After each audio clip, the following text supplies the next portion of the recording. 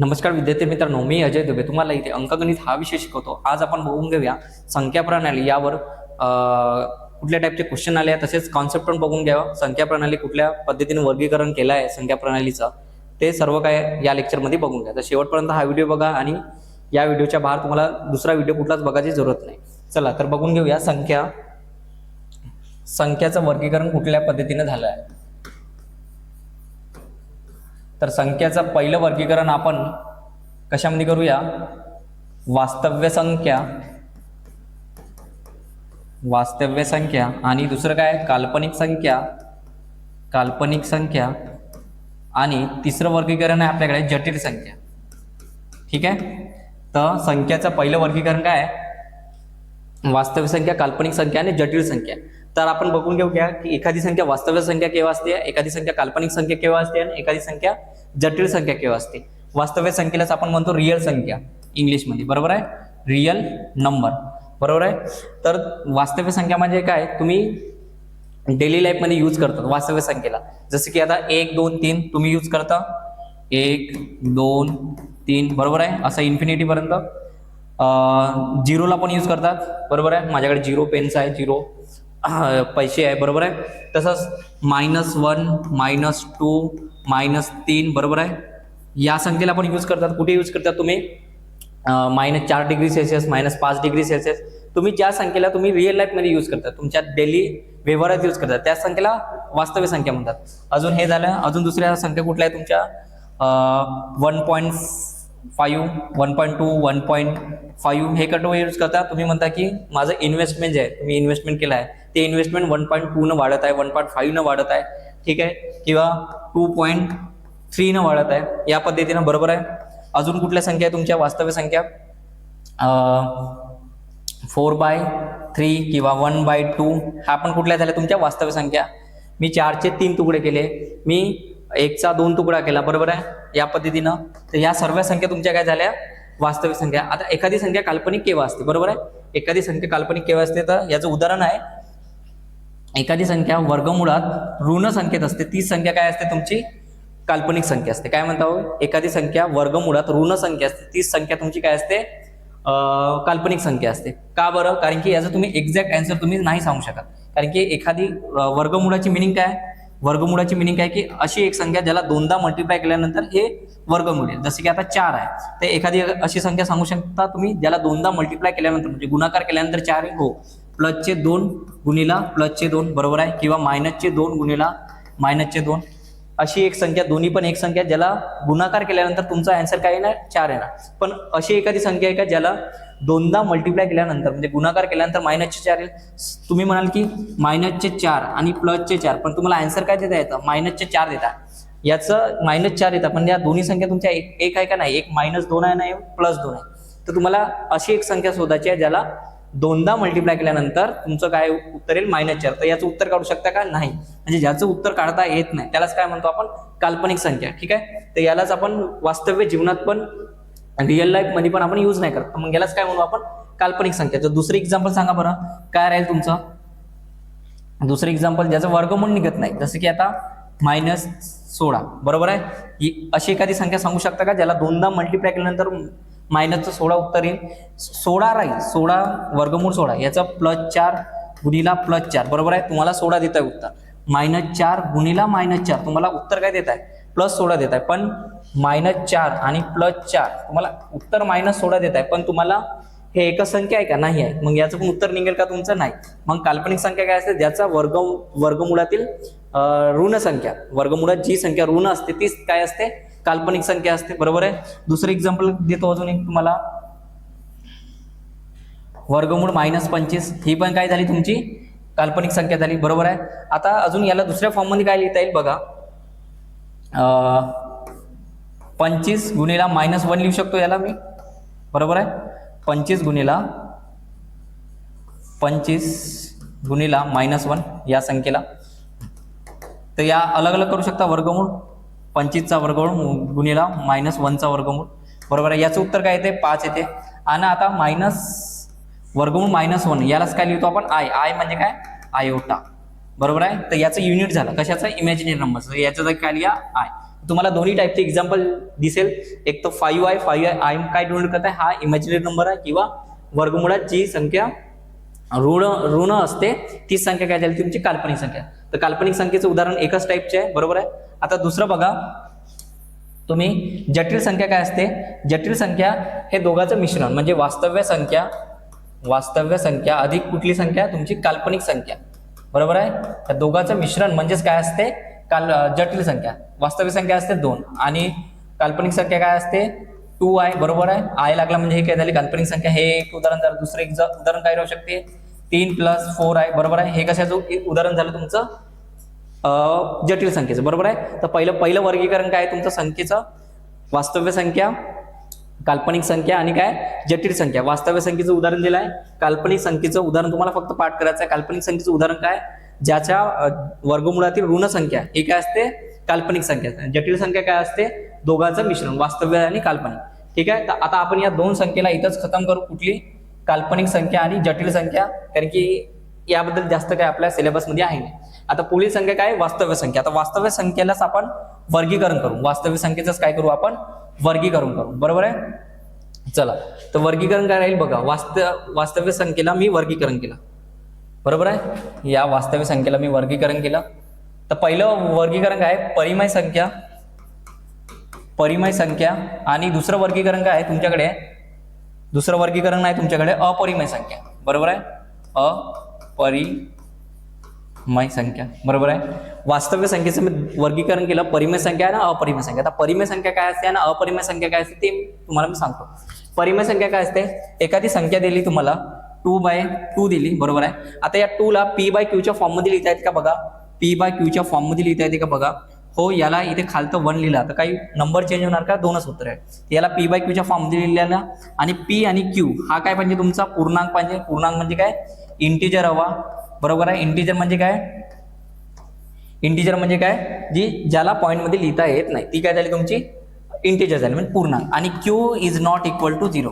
तुम्हाला दिसत आहे या 2 ला मी p/q च्या फॉर्म मध्ये लिहिला आणि p आणि q तुम्हाला दिसत आहे पूर्णांक दिसत आहे आणि q is not equal to 2 झाला म्हणजे हा 2 काय झाला तुमचा परिमेय संख्या झाली.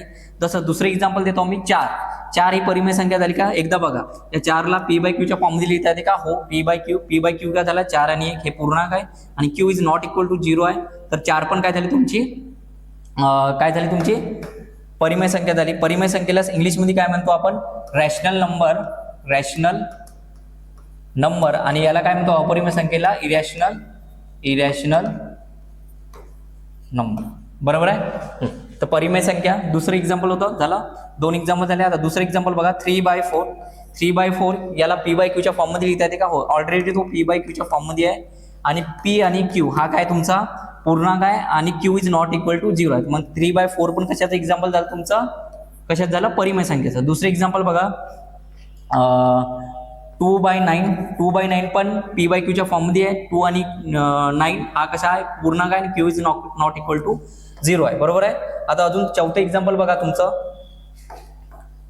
0.222 इन्फिनिटी. ही कुठली संख्या झाली तुमची परिमेय संख्या झाली का बरं. याला p/q च्या फॉर्म मध्ये लिहिता येते का, काय 0.2222 हा इन्फिनिटी पर्यंत झाला, अनंतपर्यंत झाला. याला 2/9 च्या फॉर्म मध्ये लिहिता येईल. तुम्ही मोबाईल मध्ये करू शकता की 2/9 तुमचं उत्तर काय 0.2222 इन्फिनिटी. ही संख्या कुठली झाली तुमची परिमेय संख्या झाली, कारण की याला p/q च्या फॉर्म मध्ये लिहिता येईल. दुसरी संख्या बघा 12 बरोबर डॅश इन्फिनिटी. इथं पण तुम्हाला पॉईंट नंतर रिपीट दिसत आहे 12 याला पण कुठल्या फॉर्म मध्ये लिहिता येईल p/q फॉर्म काय राहील 12/9 राहील, सॉरी 99 राहील, बरोबर आहे. 12/99 तुम्ही मोबाईल मध्ये करू शकता. 12/99 डिवायडेड केलं 12 ला 99 ने तुम्हाला आन्सर काय 0.1212 डॅश इन्फिनिटी जाईल. पण ही पण संख्या काय जाईल तुमची परिमेय संख्या झाली. आता पुढील उदाहरण बघा, पुढील उदाहरण अजून 0.123 इथे पण तुम्हाला बघताय 3 अंक काय होता रिपीट होता 123 याला पण तुम्ही p/q च्या फॉर्म दिले जाईल 123 डिवायडेड बाय 999. मग ही पण संख्या काय झाली तुमची परिमेय संख्या झाली. आता दुसरी एखादी संख्या सांगतो 0.86666 डॅश इन्फिनिटी. इथं बघा तुमचा 8 रिपीट नाही होता पण संख्या कुठली रिपीट होता 7. याला पण तुम्ही p/q च्या फॉर्म मध्ये लिहिता येईल 86 - 8 डिवायडेड बाय 90. ठीक आहे. 86 मायनस 8 काय होईल तुमचा answer? 78 divided by 90. 78 divided by 90 तुम्हाला उत्तर काय मिळेल? 0.866. म्हणजे या पण संख्येला तुम्हाला कशामध्ये लिहिता येईल? पी बाय क्यूच्या फॉर्ममध्ये. मग ही पण संख्या काय झाली तुमची? परिमेय संख्या झाली.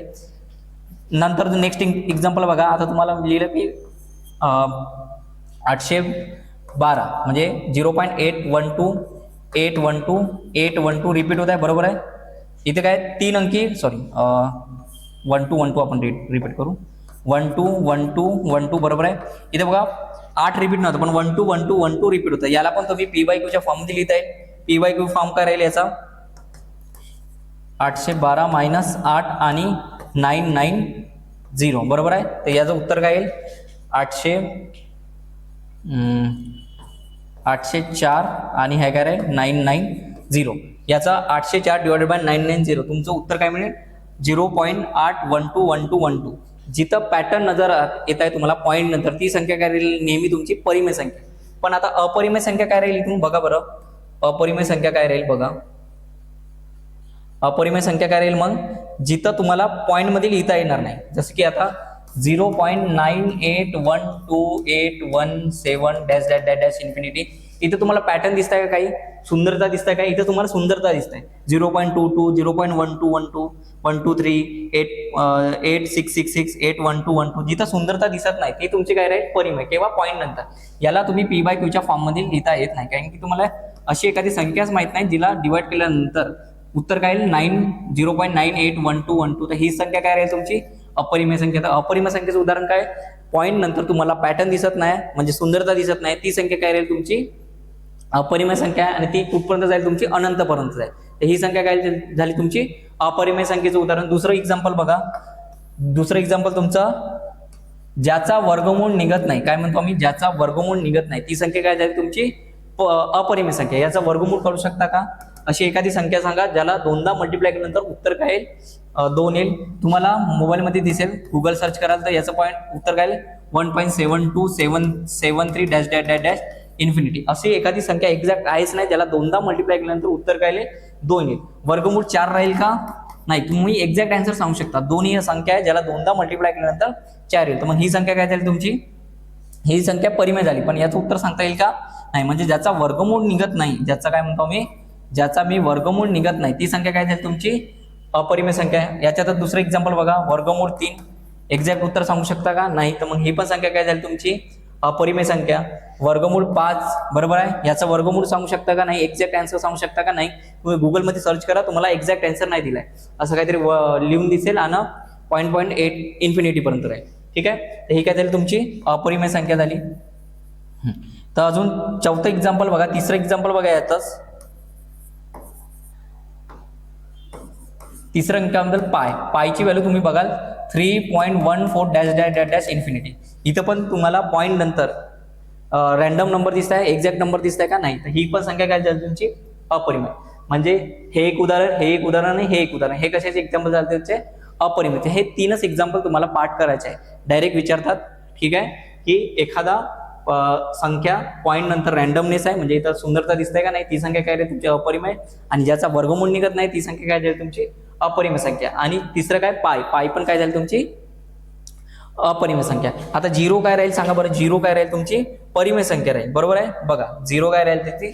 परिमेय संख्या. 0 डिवायडेड बाय 1. तर पी बाय क्यूच्या फॉर्म मध्ये आलं. पी आणि क्यू काय? पूर्णांक पण आहे. बरोबर आहे. म्हणजे 0 आणि 1 पूर्णांक आहे आणि Q is not equal to 0 आहे. पण 0 पण काय झालं तुमचा? परिमेय संख्या झाली. तर तुम्हाला वास्तविक संख्येचं मी वर्गीकरण केलं. वर्गीकरण काय होतं? परिमेय संख्या आणि अपरिमेय संख्या म्हणजे रॅशनल नंबर आणि इरॅशनल नंबर. तर यामध्ये इरॅशनल नंबरचं फक्त तुम्हाला उदाहरण पाठ करायचं आहे. उदाहरण पाठ करायचं आहे. बरोबर आहे. आणि आता परिमेय संख्येचे खूप सारे उदाहरण आहेत. परिमेय संख्या काय? की ज्याला पी बाय क्यूच्या फॉर्म मध्ये लिहिता येईल आणि पी आणि क्यू हा पूर्णांक पाहिजे आणि Q is not equal to 0 म्हणजे ही संख्या काय झाली तुमची? परिमेय संख्या. आता आपण अपरिमेय संख्येला इथंच ठेवू आणि आता आपण क्लासिफिकेशन कसं करू? परिमेय संख्येचं. बरोबर आहे. तर परिमेय संख्येचं आपण वर्गीकरण करू. बरोबर आहे. आता परिमेय संख्येला मी काय करतो? मी वर्गीकरण करतो परिमेय संख्येचं. परिमेय संख्येचं वर्गीकरण काय? पहिला आहे पूर्णांक आणि दुसरा आहे अपूर्णांक. बरोबर आहे. म्हणजे यालाच काय म्हणतो? इंटिजर आणि यालाच काय म्हणतो आपण फ्रॅक्शन इंग्लिशमध्ये. बरोबर आहे. परिमेय संख्येचं मी परत वर्गीकरण केलं, काय पूर्णांक आणि अपूर्णांक. अपरिमेय संख्येचा आता तिथंच झाला, त्याचा गेम तिथंच खतम. आता फक्त आपण परिमेय संख्येचा वर्गीकरण केलं, पूर्णांक आणि अपूर्णांक. आता पूर्णांकला बघू, अपूर्णांकाला आपण नंतर बघू. पूर्णांकला आपण अजून वर्गीकरण करू. पूर्णांक म्हणजे काय, ज्याला पॉईंटमध्ये लिहिता येत नाही, जसे की -1 -2 -3 0 1 2 3. ज्याला पॉईंटमध्ये लिहिता येत नाही, ज्याला पॉईंटमध्ये लिहून दिसत नाही, ती संख्या काय झाली तुमची पूर्णांक. आणि अपूर्णांक म्हणजे काय, ज्याला पॉईंटमध्ये लिहिता येते. जसं की आता बघा 0.12 हा पॉईंटमध्ये, हा अपूर्णांक आहे. 3/4 याला पण पॉईंटमध्ये जाईल, याचं पण हे काय झालं तुमचं फ्रॅक्शन झाला, अपूर्णांक झाला. 0.2222 हे पण कशामध्ये झालं तुमचं अपूर्णांक. ज्याला पॉईंटमध्ये लिहिता येत नाही ती पूर्णांक झाली, आणि ज्याला पॉईंटमध्ये लिहिला गेलं आहे ती काय झाली तुमची संख्या अपूर्णांक झाली. आता याला थोडं साईडलाईन करा. आता आपण पूर्णांकचं वर्गीकरण करूया. तर पूर्णांकचं वर्गीकरण बघा इथे काय केलं आहे मी, हे मायनस वाली संख्या अलग ठेवली आहे. बरोबर आहे. -1 -2 -3 इन्फिनिटी, यालाच म्हणतो आपण ऋण संख्या. काय म्हणतो, ऋण संख्या. बरोबर आहे. यालाच म्हणतो निगेटिव्ह नंबर. निगेटिव्ह नंबर ऋण संख्येला अलग ठेवला. आणि या 0 सोबत 0 0 1 2 3 डॅश डॅश डॅश इन्फिनिटी, यालाच म्हणतो आपण पूर्ण संख्या. पूर्ण संख्या म्हणजे काय, पूर्ण संख्या, यालाच काय म्हणतो आपण होल नंबर. ठीक आहे. तर होल नंबर काय असते, 0 पासून स्टार्ट होणार, 0 1 2 3. बरोबर आहे. मी काय केलं, पूर्णांकला 2 भागात वर्गीकरण केलं. पहिलं वर्गीकरण काय होतं, ऋण संख्या जे निगेटिव्ह नंबर आहे त्याला अलग केला, आणि जे 0 सोबत पॉझिटिव्ह नंबर आहे त्याला अलग केलं. तर काय पूर्ण संख्या 0 1 2 3 म्हणजे याला इंग्लिशमध्ये काय म्हणतो होल नंबर. ठीक आहे. आता याला इथंच ठेवा. आपण पूर्ण संख्येला अजून वर्गीकरण करू. पूर्ण संख्येचं वर्गीकरण काय राहील बघा. आता या 0ला काय करा, या 0ला अलग करा, आणि 1 2 3 ला अलग करा. 0ला अलग करा.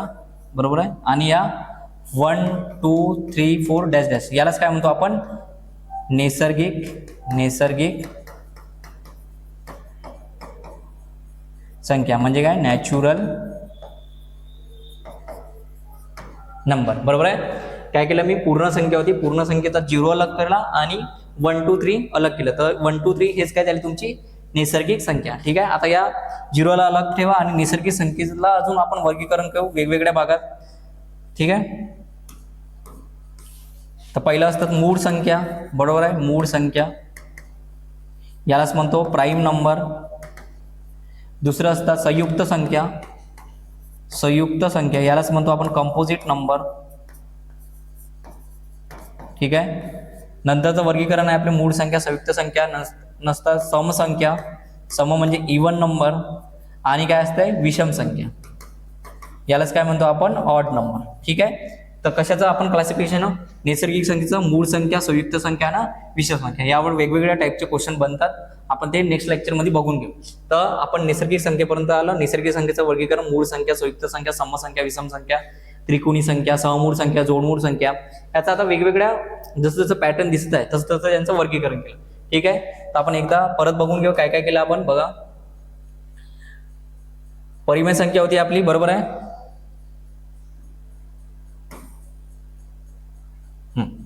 परिमेय संख्येला मी वर्गीकरण केलं, पूर्णांक आणि अपूर्णांक. पूर्णांकचं परत वर्गीकरण केलं, ऋण संख्या आणि पूर्ण संख्या. मग पूर्ण संख्येचं अजून 0ला अलग केलं, आणि हे नॅचरल नंबर म्हणजे नैसर्गिक संख्या. नैसर्गिक संख्येलाच मग अजून परत वर्गीकरण केलं, मूळ संख्या, संयुक्त संख्या, समसंख्या आणि विषम संख्या. आता इथपर्यंत क्लासिफिकेशन येते, याच्या खालचा आता क्लासिफिकेशन नाही राहत. ठीक आहे. आता आपण अपूर्णांकाचा भाग सोडला होता. आता अपूर्णांकाला आपण काय करू, परत वर्गीकरण करू. अपूर्णांकाचं वर्गीकरण करू. ठीक आहे. अपूर्णांकाचं वर्गीकरण बघा काय राहील. या अपूर्णांकाला अपूर्णांक म्हणजे फ्रॅक्शनचं मी वर्गीकरण करतो. ठीक आहे. पहिलं वर्गीकरण बघा काय असते, योग्य अपूर्णांक. योग्य अपूर्णांक म्हणजे याला काय म्हणतात प्रॉपर फ्रॅक्शन. Proper fraction. दुसरं काय असते अयोग्य अपूर्णांक. अयोग्य अपूर्णांक. बरोबर आहे. यालाच काय म्हणते इम्प्रॉपर फ्रॅक्शन. नंतर काय असते संमिश्र अपूर्णांक यालाच काय म्हणतो आपण मिक्स फ्रॅक्शन, बरोबर आहे. आणि चौथं वर्गीकरण काय असते याचं दशांश अपूर्णांक. काय दशांश अपूर्णांक, ठीक आहे, यालाच म्हणतो आपण डेसिमल, ठीक आहे, बरोबर आहे. तर या योग्य अपूर्णांकाला आपण परत वर्गीकरण केलं 4 ह्याच्यात, योग्य अपूर्णांक, अयोग्य अपूर्णांक आणि संमिश्र आणि काय दशांश अपूर्णांक. तर योग्य अपूर्णांक काय असते, अपूर्णांक म्हणजे काय या फॉर्म मध्ये 3/4 5/4, बरोबर आहे.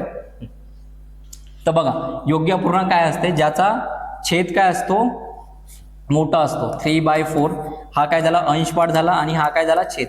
ज्याचा छेद मोठा असतो कशापेक्षा अंशपेक्षा, त्यालाच काय म्हणतो योग्य अपूर्णांक. दुसरं एक्झाम्पल बघा 5/9, बरोबर आहे. छेद काय झाला मोठा झाला अंशापेक्षा. दुसरं एक्झाम्पल बघा 11/13, इथे काय झालं तुमचं छेद काय झाला मोठा झाला कशापेक्षा अंशात. हे एक्झाम्पल काय राहील तुमचा योग्य अपूर्णांक. अयोग्य मध्ये काय राहील उलट राहील, इथं अंश काय राहील तुमचा मोठा, अंश काय राहील इथं मोठा कशापेक्षा छेदापेक्षा. एक्झाम्पल बघा 13/11, बरोबर आहे. 13 काय अंश आहे आणि 11 काय छेद, मग 13 मोठा झाला. हे कशाचं एक्झाम्पल झालं अयोग्यचं, ठीक आहे.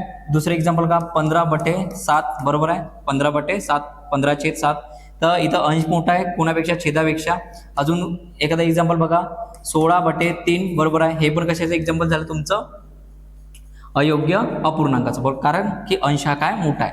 आता मिश्र काय असते संमिश्र अपूर्णांक. संमिश्र अपूर्णांक म्हणजे काय बघा, इथे काय असेल तुम्हाला पूर्णांकचा पण भाग दिसेल, पूर्णांकचा भाग पण दिसेल आणि कशाचा भाग दिसेल अपूर्णांकाचा भाग, ठीक आहे. पूर्णांकाचा पण भाग दिसेल ना अपूर्णांक. अपूर्णांकामध्ये पण कुठला योग्य अपूर्णांक. आता एक्झाम्पल बघा 3/1/4, बरोबर आहे. 3/1/4 हा कशाचा एक्झाम्पल झाला मिक्स फ्रॅक्शन म्हणजे संमिश्र, कारण की इथं 3 काय आहे तुमचा पूर्णांक आणि हा काय अपूर्णांक. अपूर्णांकामधला पण कुठला योग्य अपूर्णांक. दुसरं एक्झाम्पल बघा 4/1/5, बरोबर आहे. हा काय पार्ट झाला तुमचा पूर्णांक आणि हा पार्ट कशाचा झाला अपूर्णांक, म्हणजे हा कशाचा दोघांचं मिश्रण म्हणजे काय संमिश्र, ठीक आहे. अजून एक एक्झाम्पल देतो मी 8/2/9, बरोबर आहे.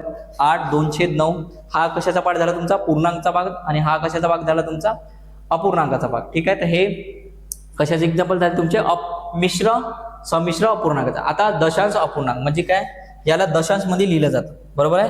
जसे की 0.0.22 किंवा 0.12 किंवा 0.98 हे कशाचे एक्झाम्पल झाले दशांश अपूर्णांक. तर दशांशालाच आपण वर्गीकरण करू. याचं वर्गीकरण आहे कशाचं दशांचं वर्गीकरण बघा दशांश, ठीक आहे, म्हणजे डेसिमलचं वर्गीकरण करू आपण, ठीक आहे. डेसिमलचं वर्गीकरण बघा, याला पण आपण 3 याच्यात वर्गीकरण करू. पहिला आहे आपला खंडित दशांश, खंडित किंवा याला खंडित म्हणतात शांत दशांश, बरोबर आहे. शांत दशांश इंग्लिशमध्ये काय म्हणतात त्याला टर्मिनेटिंग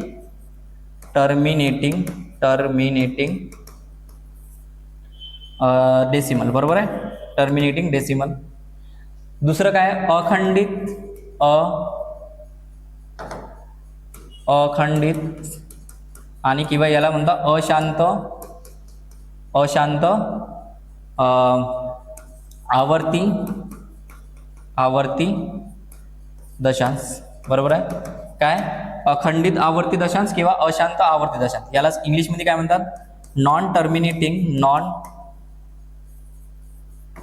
टर्मिनेटिंग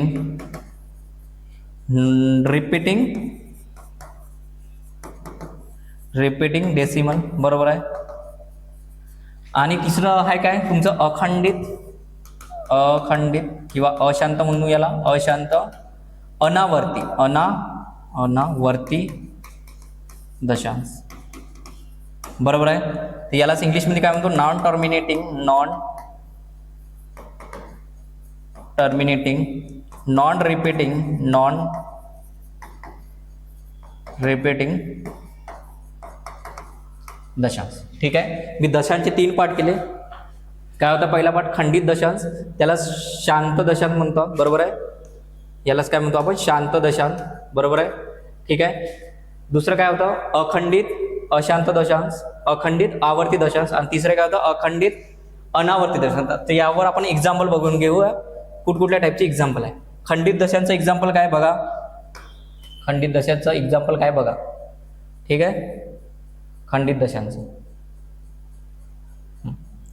तर खंडित दशांश म्हणजे काय, पॉईंट नंतर 1 2 हा काय झाला खंडित झाला. पॉईंट नंतर तो कुठे ना कुठे थांबेल, 1 डिजिट नंतर थांबेल, 2 डिजिट नंतर थांबेल किंवा 3 संख्येनंतर थांबेल, पण तो थांबेल.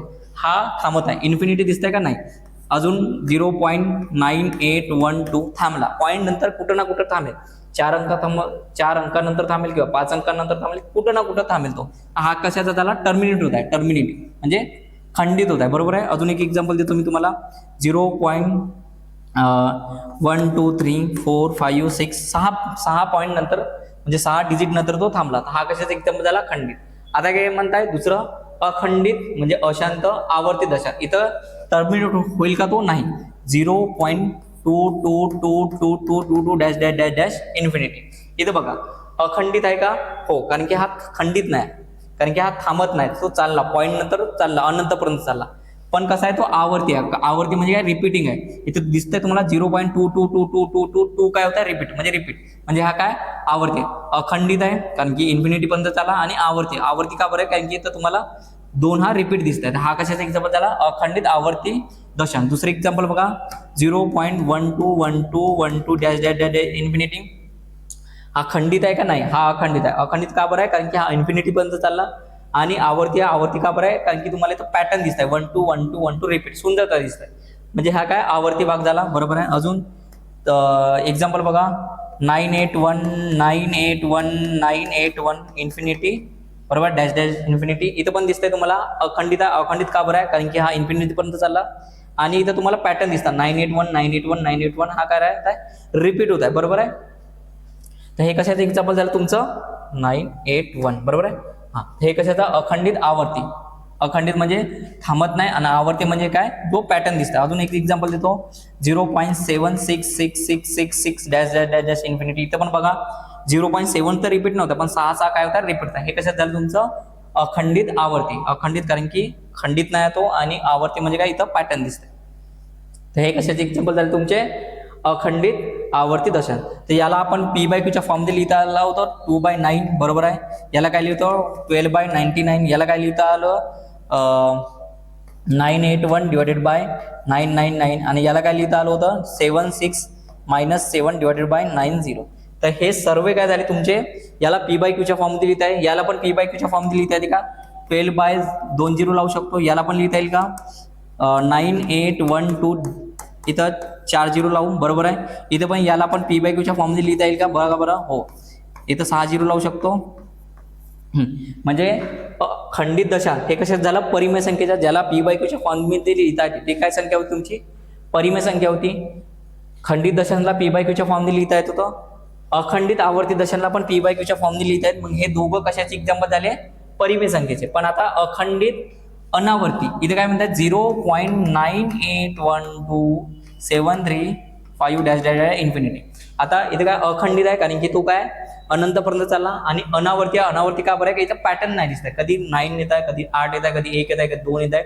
पॅटर्न दिसतंय का तुम्हाला, नाही. तर ही कशाचं उदाहरण झालं तुमचे अखंडित अनावर्ती. तर जिथं पॅटर्न दिसत नाही म्हणजे सुंदरता दिसत नाही, तेच काय होतं तुमचं कशाचं एक्झाम्पल होतं, हे तुमचं अपरिमेय संख्येचं. बरोबर आहे. तर अपरिमेय संख्या काय राहील, अखंडित अनावर्ती राहील. परिमेय संख्या काय, एक तर अखंडित आवर्ती किंवा खंडित दशांश. बरोबर आहे. तर हे एक्झाम्पल तुम्हाला लक्षात ठेवायचं आहे. तर या पद्धतीने आपण संख्या याचं वर्गीकरण केलं. पहिलं वर्गीकरण काय होतं सांगा बरं. पहिलं वर्गीकरण होतं वास्तविक संख्या, काल्पनिक संख्या, आणि तिसरं कोणतं होतं, जटिल संख्या. यापैकी तुम्हाला काल्पनिक संख्येचं उदाहरण ठेवायचं. काल्पनिक संख्येचं उदाहरण काय, ज्याचा वर्गमूळात ऋण संख्या असते, ती काय राहील तुमचा काल्पनिक संख्या. बरोबर आहे. एकदा आपण बघून घेऊया.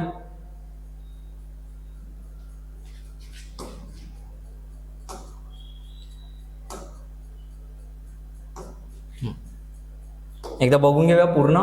ठीक आहे.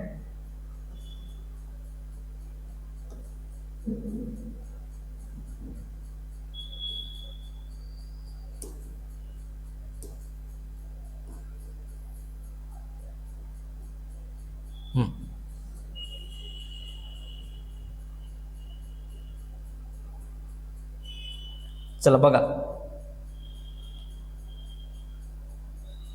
बरोबर आहे. संख्या होतं पहिलं वास्तविक संख्या, काल्पनिक संख्या, जटिल संख्या. काल्पनिक संख्या म्हणजे काय, वर्गमुळात ऋण संख्या असते ती काल्पनिक संख्या असते. मग हे उदाहरण सोडून सर्व इतर संख्या काय राहील तुमचे वास्तविक संख्या राहील. जटिल संख्या म्हणजे काय, वास्तविक संख्या आणि काल्पनिक संख्या. 2 + 2 आहे, हे कशाचं उदाहरण झालं तुमचं जटिल संख्या. मग या काल्पनिक आणि जटिल संख्येला इथंच आपण खतम केलं. नंतर आपण रिअल संख्या म्हणजे वास्तविक संख्येला आपण काय केलं, फर्दर क्लासिफिकेशन केलं. तर याचं क्लासिफिकेशन काय होतं, वर्गीकरण काय होतं तुमचं, परिमेय संख्या आणि अपरिमेय संख्या. बरोबर आहे. परिमेय संख्या म्हणजे काय, रॅशनल नंबर आणि हे काय, इरॅशनल नंबर. तर यापैकी तुम्हाला परिमेय संख्या काय असते, ज्या संख्येला आपण p/q फॉर्ममध्ये लिहित आहे आणि p आणि q काय पाहिजे तुमचा पूर्णांक म्हणजे पॉईंटमध्ये नसायला पाहिजे आणि q is not equal to 0 म्हणजे हे काय झाले तुमची परिमेय संख्या आहे. आणि अपरिमेय संख्या काय राहील, याचं उलट. अपरिमेय संख्येचं उदाहरण काय होतं, 0.9812 म्हणजे ज्याला पॉईंट नंतर रँडमनेस आहे आणि तो अनंतपर्यंत चालला, ती संख्या काय राहील तुमची अपरिमेय. आणि दुसरं काय, ज्याचा वर्गमूळ निघत नाही, वर्गमूळ 2. याचं उत्तर काढू शकता काय, एक्झॅक्ट नाही, आतापर्यंत कोणीच नाही काढलाय. पॉईंट नंतर तो चालतच आहे अनंतपर्यंत. आणि पाय पण ही काय झाली तुमची अपरिमेय संख्या. 0 काय परिमेय संख्या. ठीक आहे. नंतर मग आपण अपरिमेयला इथंच ठेवलं आणि मग परिमेय संख्येचं वर्गीकरण केलं. परिमेय संख्येचं वर्गीकरण काय केलं बघा एकदा. परिमेय संख्येचं वर्गीकरण काय केलं आपण, परिमेय संख्येचं वर्गीकरण केलं आपण. परिमेय संख्येचा पूर्णांक आणि अपूर्णांक. पूर्णांक म्हणजे काय, ज्याला पॉईंटमध्ये लिहिता येत नाही. ठीक आहे, ते पूर्णांक संख्या. आणि अपूर्णांक म्हणजे काय, ज्याला पॉईंटमध्ये लिहिला गेला आहे. ठीक आहे. तर पूर्णांकचं आपण परत वर्गीकरण केलं. -1 2 3 0 1 2 3 हे काय झाले पूर्णांक. तर ऋण संख्या अलग केली, याला निगेटिव्ह नंबर म्हणतात. आणि 0 सोबत पॉझिटिव्ह संख्या धन संख्या याला अलग केलं तर याला काय म्हणतात पूर्ण संख्या. पूर्ण संख्या म्हणजे काय, होल नंबर. मग पूर्ण संख्येलाच आपण 0 ला अलग केलं आणि 1 2 3 ला अलग केलं. 0 ला अलग केलं आणि 1 2 3 ला अलग केलं. 1 2 3 हे काय झाली तुमची नैसर्गिक संख्या म्हणजे नॅचरल नंबर. मग परत या नॅचरल नंबर म्हणजे नैसर्गिक संख्येचं परत वर्गीकरण केलं. परत वर्गीकरण काय होतं, प्राईम नंबर म्हणजे मूळ संख्या, संयुक्त संख्या, कंपोजिट नंबर, समसंख्या आणि विषम संख्या. अजून त्रिकोणी संख्या आहे, सममूळ संख्या आहे, जोडमूळ संख्या आहे. ठीक आहे. तर याचंच नैसर्गिक संख्येचं अजून इतर जसं जसं पॅटर्न दिसतं तसं तसं त्याला वर्गीकरण केलं. ठीक आहे. आता बघा की आपण अपूर्णांकाला इथं ठेवलं होतं, अपूर्णांकाचं अजून वर्गीकरण केलं. बरोबर आहे. अपूर्णांकाचं वर्गीकरण काय होतं एकदा बघा. अपूर्णांकाचं वर्गीकरण केलं. अपूर्णांकाचं वर्गीकरण काय होतं, पहिलं योग्य अपूर्णांक, दुसरं काय अयोग्य अपूर्णांक, तिसरं काय संमिश्र अपूर्णांक, चौथं काय दशांश अपूर्णांक. योग्य अपूर्णांक म्हणजे काय, ज्याचा छेद काय असतो मोठा अंशापेक्षा. अयोग्य म्हणजे काय, ज्याचा अंश काय असतो मोठा कोणापेक्षा, छेदापेक्षा. संमिश्र म्हणजे काय, ज्याचा पूर्णांक आणि अपूर्णांक हे दोघांचं मिश्रण असते त्यालाच काय म्हणतो संमिश्र. आणि दशांश म्हणजे काय, जे पॉईंट मध्ये लिहिते. तर दशांचं परत आपण वर्गीकरण केलं. दशांचं वर्गीकरण काय होतं, खंडित दशांश, अखंडित आवर्ती दशांश, तिसरं काय होतं अखंडित अनावर्ती. खंडित दशांश म्हणजे काय, पॉईंट नंतर तो कुठे ना कुठे थांबेल. 2 डिजिट नंतर थांबेल, 3 डिजिट नंतर थांबेल, 100 डिजिट नंतर थांबेल, पण तो थांबेल. त्याला आपण p/q फॉर्ममध्ये लिहित आहे. ही कुठली झाली तुमची अखंडित दशांश परिमेय संख्येचं एक्झाम्पल. दुसरं काय होतं अखंडित दशांश. अखंडित दशांश म्हणजे काय, अखंडित आवर्ती दशांश म्हणजे पॉईंट नंतर तो थांबेल नाही पण तुम्हाला पॅटर्न दिसेल. इथे 2 2 2 रिपीट होत आहे म्हणजे काय, आवर्ती आहे तो. हा कशाचा एक्झाम्पल झाला तुमचा अखंडित आवर्ती. 0.1212 अखंडित आहे कारण की इन्फिनिटी पर्यंत, आणि आवर्ती आहे कारण की इथं सुंदरता दिसते 1 2 1 2. हे कशाचं एक्झाम्पल तुमचं अखंडित आवर्ती. आणि चौथं काय होतं अखंडित अनावर्ती. अखंडित अनावर्ती म्हणजे काय, जिथं तुम्हाला पॅटर्न दिसेल नाही पॉईंट नंतर 9 8 1 2 आणि इन्फिनिटी. तर हे कशाचं एक्झाम्पल झालं अपरिमेय संख्येचं. बरोबर आहे. अखंडित अनावर्ती म्हणजे काय, पॉईंट नंतर तुम्हाला पॅटर्न दिसेल नाही आणि तो अनंतपर्यंत. हे कसं झालं अखंडित अनावर्ती. यालाच काय म्हणतो आपण अपरिमेय संख्या. आता यावर कुठल्या टाईपचे क्वेश्चन विचारले गेले आहेत तेच आपण बघूया. तर पहिला क्वेश्चन बघा, पुढील पैकी परिमेय संख्या ओळखा. परिमेय संख्या काय असते, ज्याला p/q फॉर्म मध्ये लिहिता येईल. बरोबर आहे.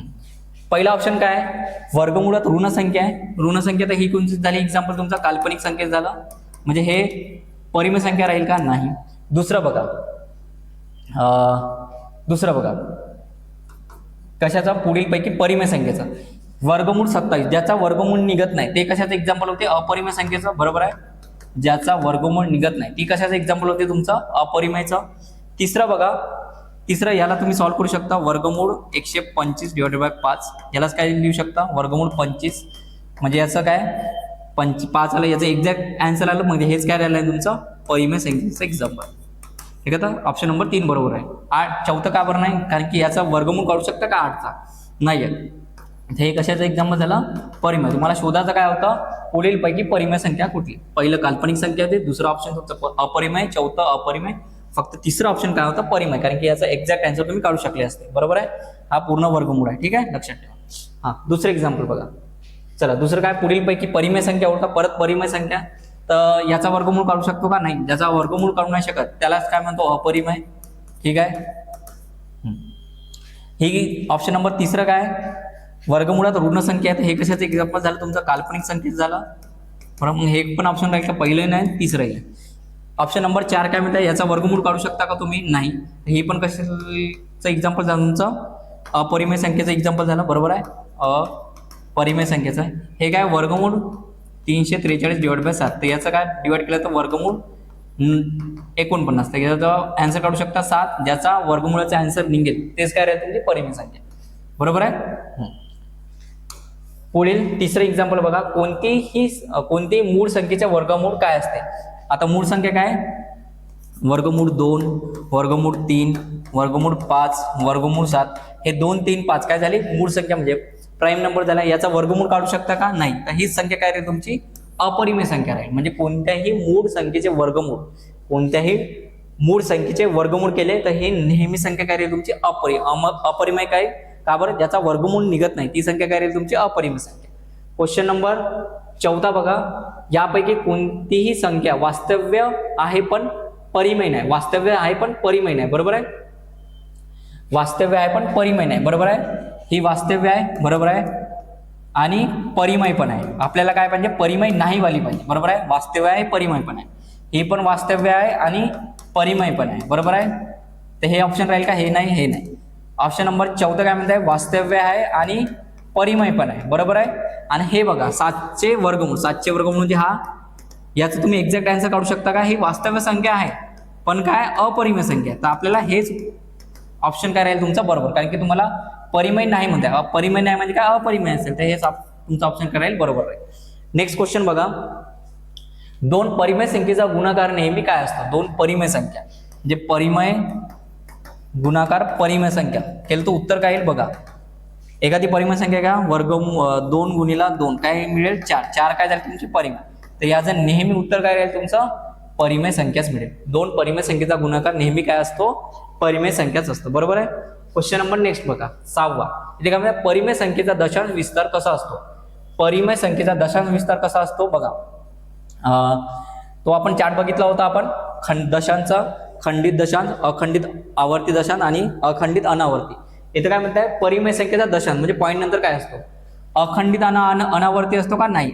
अखंडित अनावर्ती कशाचा असतो, हा अपरिमेयचा असतो. बरोबर आहे, दशांश मध्ये बघितलं होतं. खंडित आणि आवर्ती, खंडित पण राहील, पॉईंट नंतर तो थांबेल. बरोबर आहे, आणि आवर्ती म्हणजे काय, रिपीट असते. 2.2 याला 2/9 लिहू शकतो, याला आपण 12/100 लिहू शकतो. म्हणजे हाच एक्झाम्पल कशाचा राहील, फक्त तुमचा परिमेय संख्येचा दशांश विस्तार काय असतो, खंडित असतो, पॉईंट नंतर थांबेल, आणि आवर्ती पण असतो, तो सुंदरता दिसेल. पॉईंट फक्त खंडित राहील का, नाही. फक्त आवर्ती राहील का, नाही. दोन्ही खंडित पण राहील आणि आवर्ती पण राहील. मग ऑप्शन नंबर कुठला राहील तुमचा, बी. बरोबर आहे. नेक्स्ट क्वेश्चन बघा. नेक्स्ट क्वेश्चन काय म्हणताय, आवर्ती दशांबद्दल खालीलपैकी कोणते विधान सत्य आहे. बरोबर आहे. आवर्ती म्हणजे काय, पॉईंट नंतर तो थांबेल. आवर्ती काय, 0.1212 डॅश डॅश डॅश इन्फिनिटी, याला तुम्ही 12/99 लिहू शकता. आवर्ती म्हणजे काय, सुंदरता दिसते. 0.22 डॅश डॅश डॅश इन्फिनिटी, याला पण काय लिहू शकता तुम्ही, 2/9. तर हे नेहमी काय राहील तुमचे, परिमेय संख्या राहील. काय अपरिमेय राहते का, नाही. पूर्णांक राहतो का, नाही. नेहमी परिमेय संख्या. बरोबर आहे. क्वेश्चन नंबर नेक्स्ट बघा. क्वेश्चन नंबर 8वा बघा. अपरिमेय संख्येचे दशांश विस्तार काय असतो. अपरिमेय संख्येचे दशांश विस्तार काय असतो, एक तर तो अखंडित असतो आणि अनावर्ती असतो. खंडित असतो का, नाही. आवर्ती असतो का, सुंदरता दिसते का, नाही. एकतर खंडित किंवा आवर्ती, हे तर असूच नाही. तर काय राहील, अखंडित आणि अनावर्ती. म्हणजे अपरिमेय संख्येचा दशांश काय असतो, अखंडित असतो, इन्फिनिटी पर्यंतचा. अनावर्ती म्हणजे पॅटर्न दिसतो का, नाही. तर हेच कशाचं राहील तुमचा ऑप्शन करेक्ट, अपरिमेय संख्येचं. बरोबर आहे. नेक्स्ट क्वेश्चन बघा. यापैकी कोणता पूर्णांक आणि पूर्ण संख्या दोन्ही आहे. पूर्णांक पण आहे आणि पूर्ण संख्या आहे. बरोबर आहे. पूर्णांक म्हणजे काय, -1 2 3 0 आणि 1 2 3. बरोबर आहे. आणि पूर्णांक म्हणजे काय असते, पूर्णांक म्हणजे काय, 0 1 2 3. बरोबर आहे. 1 2 3 4 डॅश डॅश डॅश इन्फिनिटी. तुम्हाला काय, पूर्णांक आणि पूर्ण दोन्ही पण पाहिजे. पूर्णांक 4 हे पूर्णांक आहे, पण पूर्ण आहे का, नाही. हे राहील. आता हे बघा, 3.5 पूर्णांक आहे पूर्णांक पण नाही, पूर्णांक पण नाही आणि पूर्ण पण नाही, हे पण ऑप्शन गलत, कारण की हे अपूर्णांकाचं एक्झाम्पल आहे. बरोबर आहे. आपल्याला काय शोधायचं आहे? पूर्णांकचा. 1/2, 1/2 पण कशाचा आहे? अपूर्णांकाचा आहे. बरोबर आहे. पण हे पण ऑप्शन राहील का? नाही, हे पण ऑप्शन नाही. ऑप्शन नंबर पहिलं का बरं कटलं? कारण की हा पूर्णांक आहे, -4 पूर्णांक आहे. पूर्ण आहे का? नाही, पूर्णांकमध्ये फक्त 0, 1, 2, 3 येते. ऑप्शन नंबर बी काय म्हणलं? 0. 0 हा पूर्णांक पण आहे आणि पूर्ण संख्या. मग आपला ऑप्शन कुठला आहे? ऑप्शन नंबर बी. क्वेश्चन नंबर नेक्स्ट बघा. यामध्ये काय म्हणत आहे? खालीलपैकी कोणती शून्येतर संख्या आहे जी पूर्णांक पण आहे? बरोबर आहे. दुसरं काय? पूर्णांक पण आहे, पूर्ण संख्या आहे, पूर्णांक पण आहे, परिमेय संख्या आणि वास्तविक संख्या, पण शून्य तर नाही. शून्य पाहिजे का? नाही. मग आपला ऑप्शन हे कटूनच जाणार. बरोबर आहे.